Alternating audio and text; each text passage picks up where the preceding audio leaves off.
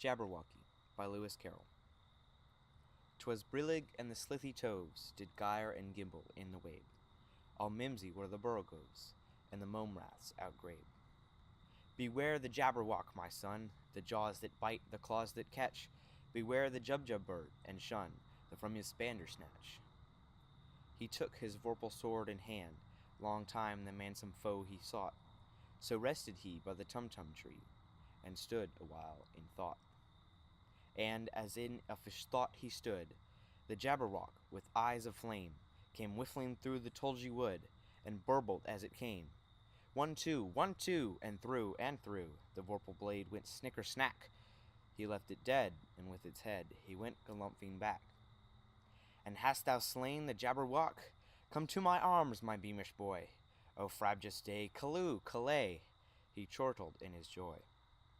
'Twas brillig, and the slithy toves did gyre and gimble in the wabe. All mimsy were the borogoves, and the mome raths outgrabe.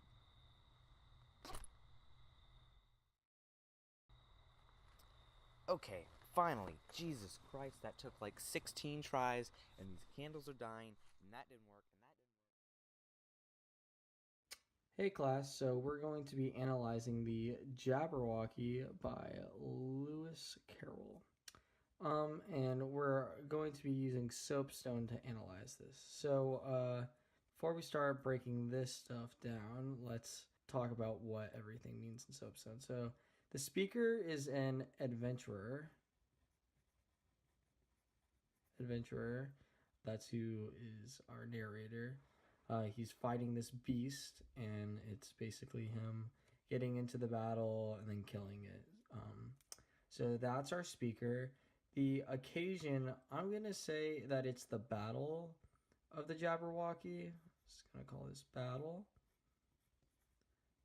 So we're going letter by letter here.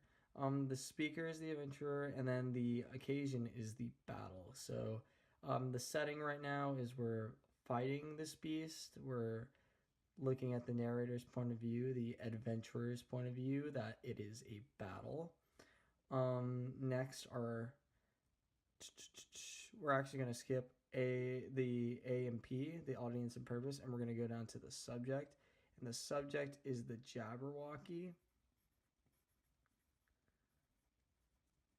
which is, if you couldn't realize, a made-up beast. So just to restate that the subject is we're fighting this Jabberwocky, and that is what this whole story is about. And then I'm going to say that the audience for this, the audience would be fiction readers, because this is a made-up story, and we want to deliver this kind of a story to an appropriate audience. So fiction readers would be a very good audience for this. And then the purpose, well, just entertainment. Entertainment. Just like, you're reading a story, like, oh, I think I would really enjoy this because it's like all these battles, like this big war, whatever, and then this fight against this beast. That's kind of the vibe I'm getting here. And so I'm gonna call the tone edgy, and we'll get to that in a second. Why I believe that the tone is edgy. Yeah, I know, funny. So the reason I call the tone edgy is we have this first passage here. 'Twas brilling and the slithy toves. 'Twas brilling. Did gyre and gimble in the wabe. Gyre, gimble in the wabe. All mimsy were the borogoves, and the mome raths outgrabe. So basically, this is some fancy ways of giving a mysterious kind of edgy, like you don't really understand what's about to happen kind of tone to it.